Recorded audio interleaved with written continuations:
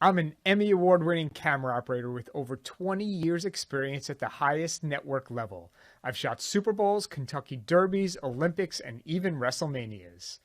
I'm your host, Howie Zales, and I never thought of myself as an entrepreneur until recently, even though I own 3 television production businesses. Are you struggling? Are you afraid to open up your own business? Do your friends and family not understand what you do? The Unexpected Entrepreneur Show will share stories and inspire people with the entrepreneurial bug to take that daunting leap. Welcome to the show. How did you get into this? It was super unexpected. That's why I love the title of the show. I say, man, if they can do it, I can do it. I got to figure out how to spell that damn word if I'm going to be calling myself an entrepreneur. I still can't. It's so funny. My father was selling knishes and sold my mom a knish. That's amazing. What a sale. You had red hair for about the first 20 minutes I knew you, and then it went gray.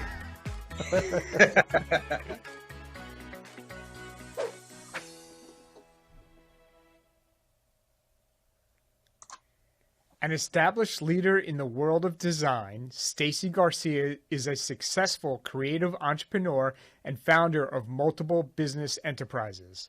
With several commercial brands, Stacy is an internationally renowned designer and forecasting expert. She has partnered with some of the world's leading manufacturers to create products that span from floor to ceiling, including textiles, wall coverings, furniture, carpet, and accessories. Welcome to the show, Stacy.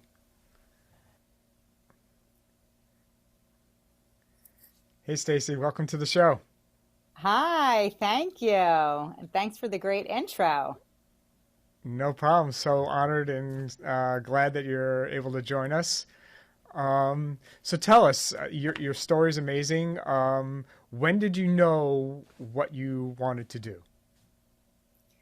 You know, I think I'm one of the ones that knew from a young age. I was always interested in art. Some kids are very sporty, some kids are academic, and I was always one that gravitated toward creative fields and creative things. And so I don't think my parents were surprised when I said I was interested in going to art school for college. So I really did know at a young age. I mean, I have memories of being in 4th grade and taking a class that they offered after school activity for making little furniture that you would put into a dollhouse. And, I think I just kind of never looked back. It was always about being creative in the world of art and design. Awesome. So what was your path like when you graduated college? Take us through the beginning of your journey. Yeah. So I sort of knew I was going to go to art school in some way, shape, or form. I just wasn't sure, just in case. I got a little nervous about going to a school that only offered art. And so I ended up studying at Syracuse University. They have a great art program. And I found a major called Surface Pattern Design. And you can see one of my paintings actually behind me right now. This is not a pattern painting. This is more of a fine art piece. But at Syracuse, I was able to study this. I didn't realize up until that point that was a career path, that you could actually go and study how to design textiles or carpets or any kind of pattern that would go into repeat and be applied onto a decorative surface. And I found out about it and kind of was just hooked on this idea of being able to create these designs for a living. So my path really started out through the program that I studied in Syracuse as a surface pattern designer. And from there went to Ralph Lauren and was able to get an internship in Manhattan at the Ralph Lauren home division. And that was an amazing experience. I'm sure. So tell us about the internship. What did you find out that this is what you wanted to do? So, was there a certain aspect of the internship that drove you to a certain area of this industry, or tell us about it? Yeah, it's the internship was a really great experience. There's a handful of companies, I think, that are really known for sort of creating this transformative effect, this sort of idea where they make magic. They create these worlds that didn't exist until they came up with them. and put them together. And so I look at Disney as one of those companies with the Imagineers. They create these fantasy spaces. Mm-hmm. And Ralph Lauren was a very similar experience. So you had this studio that was responsible to put all of these products together and all of the vignettes together, and then would show them to the buyers that would walk through. And the exposure to the level of detail that this group really created was amazing. So I had the opportunity to see, some of the inner workings in their design studio, sort of see how they were organized, and also see the level of detail. So when they would create a showroom experience, they were bringing in not only, the people to hang the draperies, but they were bringing in the horticulturists, so that if the theme was Irish cottage, they were importing mushrooms from Ireland and gluing them around the floorboards to really immerse the buyer into this experience, really sort of transport you to the vision that they were trying to create. So that was just a great lesson, to be exposed at such a young age, at such an early start of my career, to how you can create this sort of fantasy world and really bring people in, immerse people in through the details of design. And the other thing I learned at my experience at Ralph was this idea of licensing. So up until that point, I had not considered licensing. I really hadn't heard of it. I didn't know what it was. And I remember the senior designers talking about, they just heard from a licensee, and the licensee is asking for a black background on the fabric. But, it was sort of this constant negotiation. And I remember saying, well, who's the licensee? Why does it matter?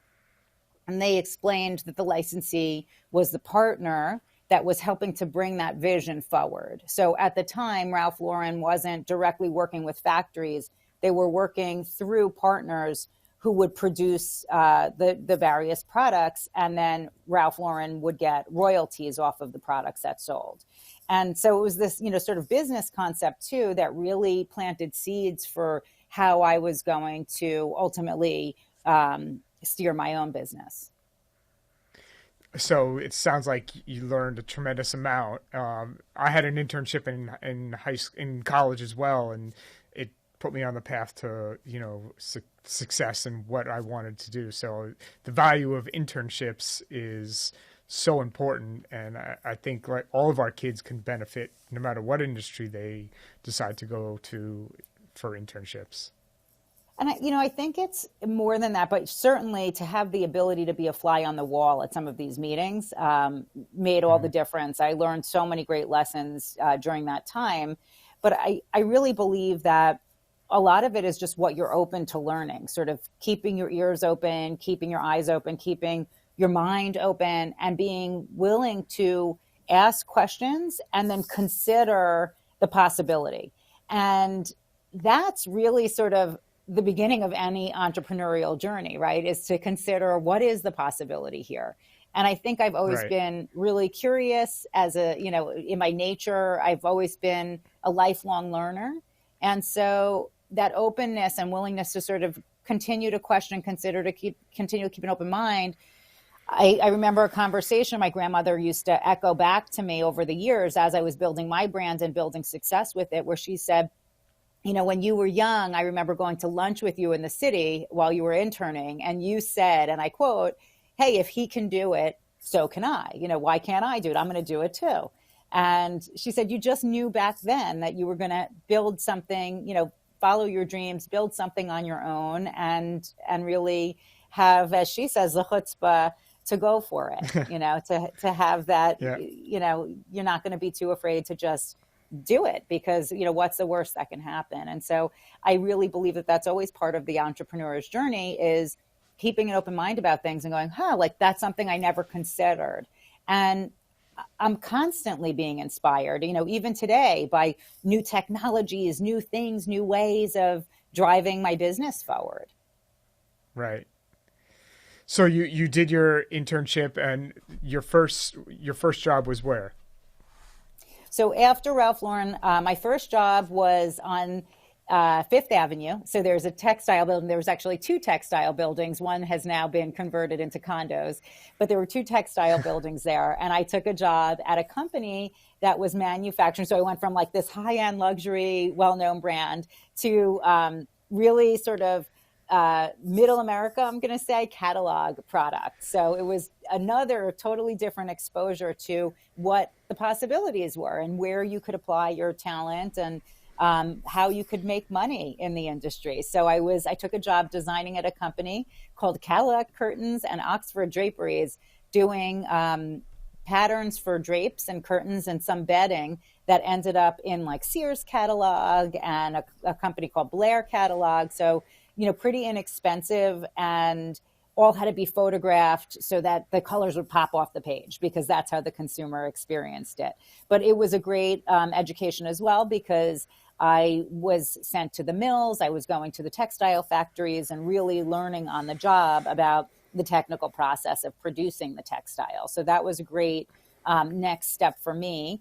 And then from there, I took a job 2 stories up, I think. I went from the 6th floor to the 8th floor in the same building, and took a job at another textile company designing for what was then dubbed their contract division, but primarily focused on hospitality, which is presenting fabrics for the hotels and resort market. And that's really, that was it. Once I sunk my teeth in there, it was like, this is the industry that I'm really want to continue to pursue. Excellent. So I know you come from a family of entrepreneurs. Was it expected? When did you know in your first 2 jobs that, I think this is the path I'm going to turn down? And how did your first business, your first entrepreneurial experience happen? I do come from a family of entrepreneurs, and, it's one of those things, you have to be, I think, pretty thick-skinned to go on this journey. So yes. Anyone who is on it, you understand it. Anyone who's thinking about it, you just have to be able to, take a punch and get back up, and take another punch and get back up, because it's not for the faint of heart. But when you grow up around it and you see the passion that comes from building something, and you see some of the flexibility that's built into entrepreneurship, it becomes one of those things that I think it's just, we joke, handed down from generation to generation. So, even from my grandfather's generation, everybody's always sort of been in their own business in my family. My brother and my sister are also entrepreneurs. So it's definitely something that was in the ethos, right? You talked business over dinner, and you just heard things that maybe you wouldn't have been exposed to otherwise. So I don't remember a point in time of ever saying like, oh yes, I know I've made the decision. I think I just always pictured myself having my own business. It was something that I knew I would do. I knew I wanted to work in the industry. I wanted to get experience. I didn't have like a plan where it was like, oh, I'm going to do this before a certain age. I just knew that it wasn't if I would go into my own business. It was really a matter of when. And so I incorporated Libatex, which is my first company, in 1999. And I kind of wasn't sure what I was doing with it yet. I just knew I needed to open up a business entity, because that was the first step to take. And I actually remember back, I was working in Richland in their contract division, as their lead contract designer. And I was traveling around the country with some of our reps, creating the collections for them, going out and getting feedback on them, meeting lots of designers, making presentations at Marriott Corporate and Hilton Corporate and Hyatt and all these big hotel brands, seeing what their prototype rooms look like. It was amazing exposure. And while I was doing that, I started to take night classes at FIT. They actually offered a class called Going Indie, and it was really short for Going Independent, and started, from scratch, sort of what's the difference between an S Corp or a C Corp or a sole proprietorship. The internet wasn't what it was today. Today you probably go online, Google it, and Google tells you what to do. So I remember taking, trying to fill in the blanks on the things that I didn't know. Right. I didn't know what I needed to do first, but I knew that I wanted to do it. And so a lot of it was just taking the next action step. So in 1999, I incorporated Libatex and ended up using it as a freelance vehicle for the first 2 years when I went off on my own, and then ultimately parlayed it into a textile company that I'm still running 22 years later. And we sell fabrics to the hospitality industry. So I definitely stayed within that wheelhouse of creating designs and textiles that get hung in hotels and resorts all over the country.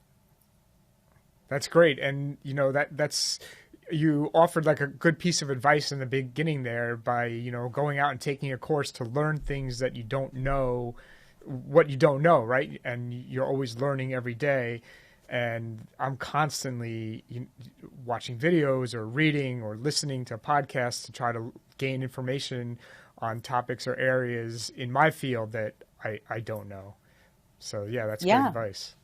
It is. And the other thing I like to do is I like looking at other industries too. So I find that some companies get really stuck where they're only looking in the small, you know, ecosystem that they're in. But I find a lot of inspiration in other types of industries. So right now I'm sort of really interested in, you know, the metaverse. I'm really interested in what is that going to become? You know, how is that going to impact design? How is that, you know, are people going to want to have digital homes that they're, you know, decking out, or digital hotels? So, you know, just really trying to look at other industries and how they do things to gain inspiration and stay ahead of the curve. Yeah. And you know, what the next advancement of all of this is designing people's or companies' network, their television or their internet network. And that, I think within the next 5 years, whatever type of business you are, everyone's going to have their own network, and it's going to have to be branded. It's going to have color schemes and logos. And I'm not just talking like website, because it's all content that needs to be created. And that's like another avenue that's not even explored yet.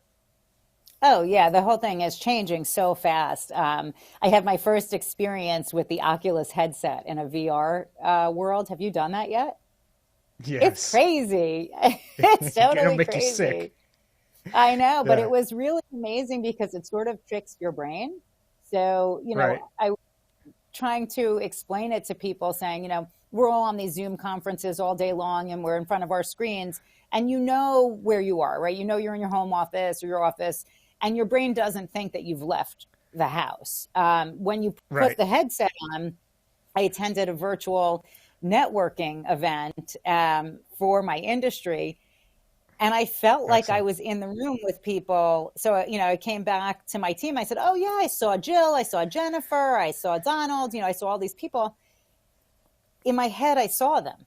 You know, my head, we were all interacting, walking through the space. So it was wild. I mean, you know, that's where, as a designer, I'm excited because there's always something new. There's always, you know, new trends that are happening, impacting the way people need to live. I mean, I don't know, maybe we'll be designing, you know, VR rooms for people in the future. Totally, without a doubt. So what led you to Stacey Garcia Inc? So Stacey Garcia Inc. was a fun jumping off point, I guess, very much like you're in the TV world and they'll do spin-off shows if something's hot, right? I did a spin-off company. So I had been running Libatex for probably 2 years, and we had gone to market under the trade name Stacy Garcia, which had a blue label. We're calling that Stacy Garcia Blue Label now. And I was at trade show 2, year 2 into it, and I had a large company called Hunter Douglas who makes all the window coverings. They were in a merger and acquisition mode, and they had approached me to see if I was interested in selling Libatex to them. And I was in my 20s at the time, and I was like, you know, really cocky. I was like, you know, I'm not selling this. I want to see, you know, what I can do with it. But they sort of persisted in saying, well, let's have a dialogue and see how we can work together because your brand has traction. I mean, there's people here, there's people interested in it, and we want a piece of that. And so what I ended up doing was spinning off Stacy Garcia Inc. as a second business venture in order to protect the intellectual property. And so we've now taken that company and really grown that into a licensing business. And so what you were just seeing was some of the rugs that we have, but we licensing everything now in that company from floor to ceiling. So Stacy Garcia Inc. holds several trademarks. Two of them are more commercial and hospitality, sort of to the interior design trade. And then I have two that are more consumer-facing brands. And so we're designing everything from textiles to wall covering, carpets, furniture, lighting, whatever you would need to put into an interior, and really trying to build out that whole lifestyle story, that whole Stacey Garcia aesthetic with our various brands. And so that's been so fun, because it really was a way for us not only to protect the intellectual property that we had built, but it gave us permission to go out and design other things. You know, all of a sudden we weren't just pattern designers, we were product designers. And so it was a transition from two-dimensional to three-dimensional. And who knows what the future is going to hold. I mean, you know, I see the potential for fashion collaborations and all kinds of fun things. Absolutely. Tell us about your appearance on QVC, and how did that come about? How was that for business? That was great. I mean, I think it was really good from a recognition perspective, you know, to be on TV. Every time QVC streams, they're tuning into about, I think, 18 million households that get those channels. So that was pretty amazing. I have a funny story, actually. I was one of those, I don't think most kids dream about being on QVC. So I think that was like kind of a weird thing anyway. But I had insomnia in high school.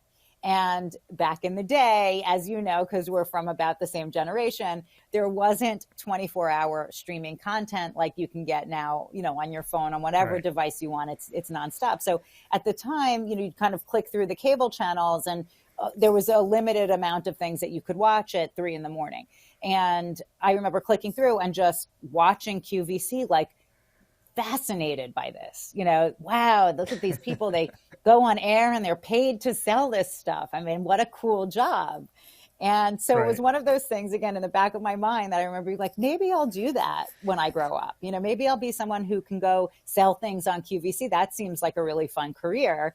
And so even though I got there through a different channel, it was such a great opportunity to get partnered with them. I had an introduction really into the buyers group through an industry contact, and made a presentation to the buyers about a brand that we were creating called Stay by Stacy Garcia. And because we had 20 years of experience designing product for hotels and resorts, I created this concept of, it's a great play off my name, you know, the idea of Stacy or stay, but this idea that you can stay comfortable, stay relaxed, create like a staycation in your home. And the buyer at QVC loved the idea. And so we made a contract with them that they would hold the license, and we would create home products together under the Stay brand. And so I did that for about 2 years with them. And the product sold out, so it's not available any longer. But it was a lot of fun, you know, a lot of work to be on TV, and a lot of fun at the same time. So that was really kind of a dream come true, as goofy as that sounds. But, you know, for me, that was a really cool milestone.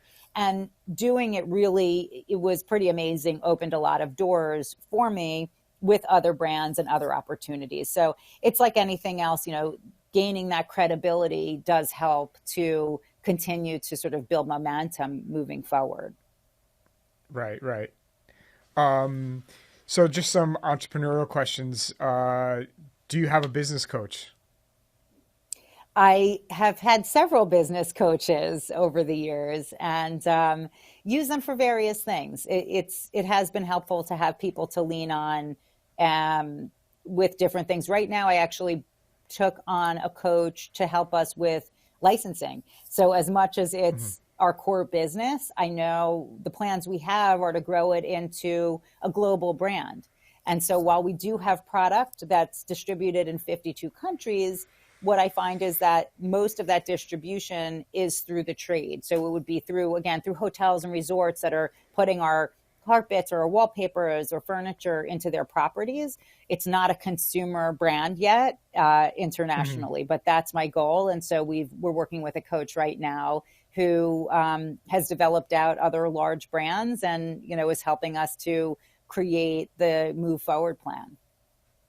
Yeah, I think it's so important. I've had several coaches over the years, and it just whether you need help with something specific like you do, or for me, it was just kind of like opening my mind up to what I'm truly capable of. I think it's Yeah. so important.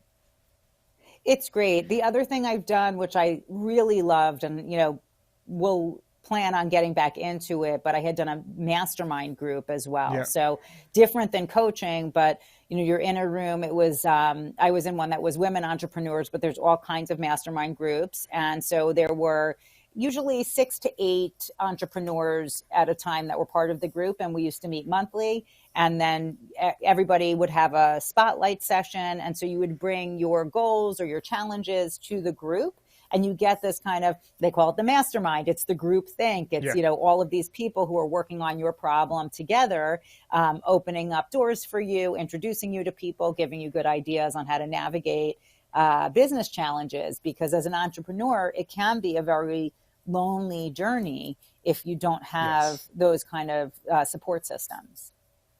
Yeah, I've gone to several masterminds, and I've learned so much from each of them.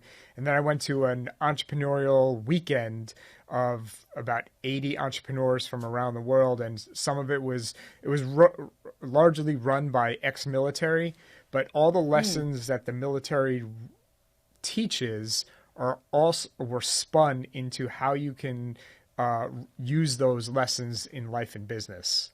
It was amazing. I might need the name of that. That sounds like a really good one. It was great. And then we got time with Bedros Keuilian, who is, owns a franchise, and Dan Fleischman, and just like personal time to ask as many questions as you want about your business. So, yeah. Yeah, that's amazing. Do you have, are you a mentor to other people?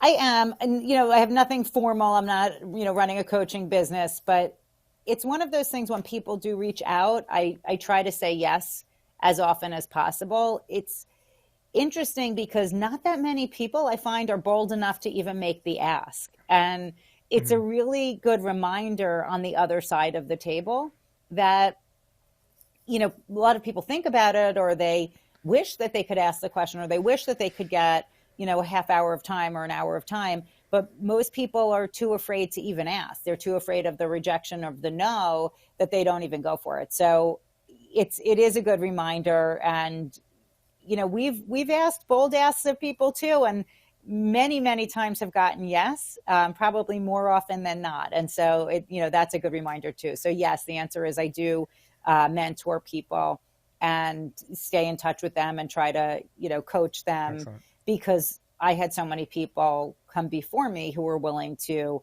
invest their time and their knowledge in me. Excellent. I know you might have just touched on it a bit, but any plans for expansion besides what you had just mentioned?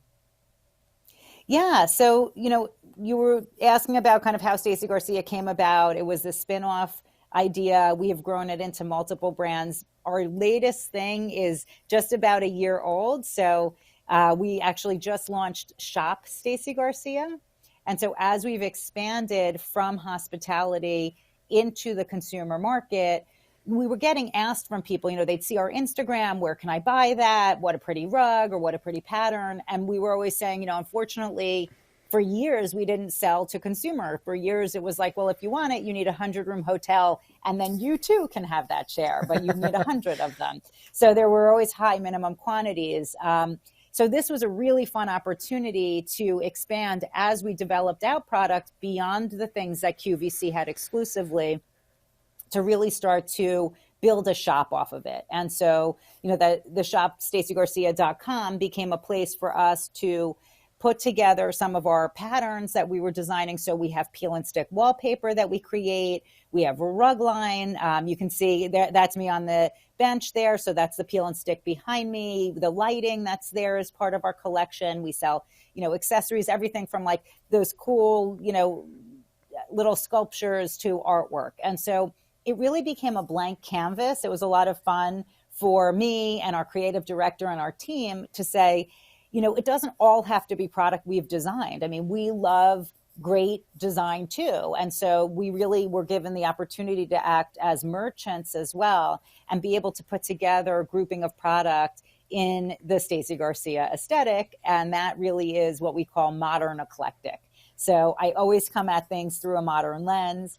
I like things contemporary, but I also am inspired by so many different things. So I love travel. And so you see all of these different layers that show up in the collections and in the designs, including some one-of-a-kind pieces. So that's been a lot of fun. And every week, it's like I'll be sitting at the dinner table and my Shopify app will be buzzing. And I look at my husband, I go, we got a sale. It's very exciting when people you don't know transact with you. And I remember this was getting coached from my younger brother, who has been selling as part of his business. He sells books and courses that he's written very specifically to I want to say civil engineers, so he has a very, very targeted audience. But he had said to me when we were getting this off the ground, just wait. At some point, you're going to do an order with a stranger, somebody who you've never met. So it's not like a friend and family who knows you and loves you and trusts you. And you're not on QVC's platform where the people know QVC and trust them. This is going to be someone who just loves your product or loves your story, and they're going to transact with you. And you're going to be so excited when that happens, because you'll know that you've struck a chord, and and then it'll build upon itself. More people will find you, more people will see what you're doing. And he was right. So, when we get those, I get so excited every time to see, it's a new person who likes what we're doing. It's a new person who, trusts us enough to put their information in there and be part of, using our design or using our products in their home. So that's always such an honor. So that's really what we're working on right now, and going to continue to, put a lot of love and energy into that venture. And we have some new products too that we're rolling out. So I'm really excited. So I'm just keeping my fingers crossed and praying. But we're launching case goods furniture line. So that should go to the retail buyers. They'll be showing that in October. And so that hopefully will be at retail at some time in 2023. And that's going to be collections of dining room sets and bedroom sets and just really beautiful furniture that we worked with a company called Klausner, and they are having it all manufactured right now. So I actually should be seeing the prototypes of that soon. So that's really fun. Well, best of luck with that. And Thank how you. can our audience get in touch with you if they are interested in your products or just, want more information about what your business does? Yeah, so I'm on all the social media platforms under Stacey Garcia Inc., and there's no E in Stacy. And also check out shopstacygarcia.com. And there's always new updates, new inspiration. And the goal with this whole shop was to give a curated experience. There's a lot of large marketplaces out there, and to somebody without a design background, it can be very overwhelming. To even somebody with a design background, I can tell you, it can be very overwhelming. So we really wanted to do a shop that was highly edited and just curated, and you feel confident that it's been chosen by designers. And so that would be a great place to contact us there. And there's a contact button right at the top. So we do answer emails. Yeah. Excellent. Well, best of luck with everything. Thank you for taking time out of your busy day to join us on our last show of the season. So we're very grateful. Thank you. I'm honored to have been invited, and it's so fun to be able to share my story and hopefully inspire fellow entrepreneurs. Absolutely. Thank you again, Stacy. Thanks, Howie. Bye. Well, again, thank you to our guest, Stacy Garcia, for today. And contact Veridity Entertainment Services, VES, for any of your live stream or production needs. The team at VES has 25 years worth of production experience. Feel free to contact them, and they'll walk you through the entire process. Again, thank you for joining us today, and we look forward to seeing you next season in a few weeks with some brand new shows.